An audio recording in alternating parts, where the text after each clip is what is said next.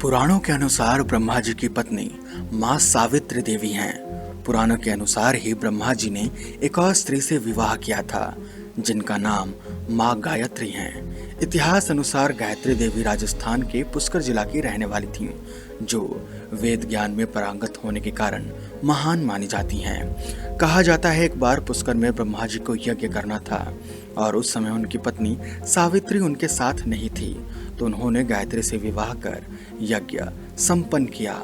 लेकिन बाद में जब सावित्री को पता चला तो उन्होंने ब्रह्मा जी को श्राप दे दिया। पुराणों में मां सरस्वती के बारे में अलग अलग मत मिलते हैं। एक मान्यता अनुसार सरस्वती तो ब्रह्मा की पत्नी सावित्री की पुत्री थी। दूसरे मत अनुसार ब्रह्मा की वो मानस पुत्री थी। मान्यता है ब्रह्मा ने उन्हें अपने मुख से प्रकट किया था। एक दूसरे पौराणिक उल्लेख के अनुसार महालक्ष्मी, याद रखिएगा यहाँ मैं लक्ष्मी देवी की बात नहीं कर रहा, से उनका सत्व प्रधान रूप उत्पन्न हुआ। देवी का वही रूप सरस्वती कहलाया। यह तो ज्ञात है कि देवी सरस्वती का वर्ण श्वेत है। उनकी छवि बहुत सुंदर है। ब्रह्मा जी के अनेक पुत्र और पुत्रियां थीं। सरस्वती देवी को शत्रुपा, वाग्देवी, वागेश्वरी, शारदा, वाणी और भारती भी कहा जाता है। चलिए आज हम आपको बताने जा रहे हैं सरस्वती उत्पत्ति की कथा, जो सरस्वती पुराण में उल्लेखित है।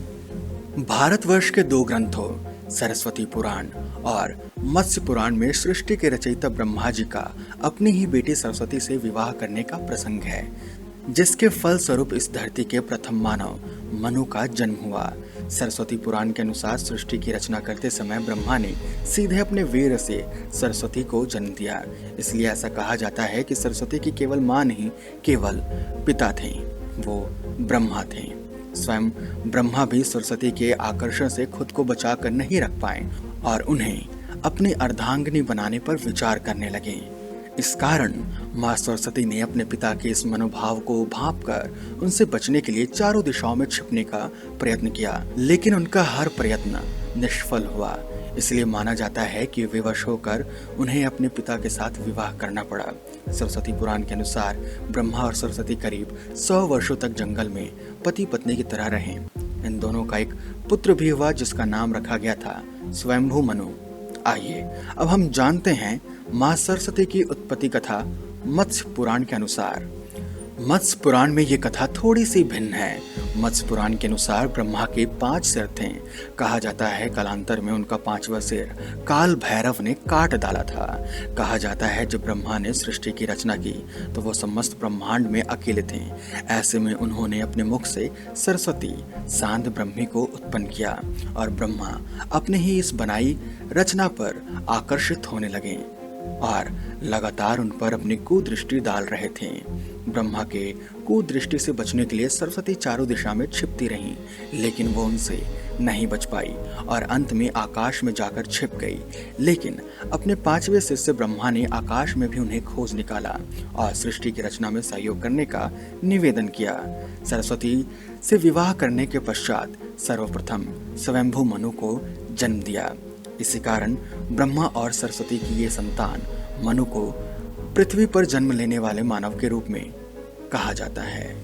चलिए ये तो कुछ सुनी सुनाई बातें हैं जो आपके कानों तक पहुंचती हैं। अब आप सभी से एक सवाल है, क्या आपने खुद कभी वेदों पुराणों को पढ़ा है? यही तो आज की समस्या है कि हम सुनी सुनाई बातों को सच मानने लग जाते हैं और एक अलग विचार धारणा बनाने लगते हैं। चिंता ना करें, सभी उलझनों को हम विस्तार से समझाएंगे। उससे पहले आप हमारे चैनल पर पड़ी द्वापर युग की पहली समय यात्रा को जरूर देखिएगा ताकि आपको आगे के रेफरेंस अच्छे से समझ आए। मिलते हैं आपसे इस वीडियो के सेकंड पार्ट में।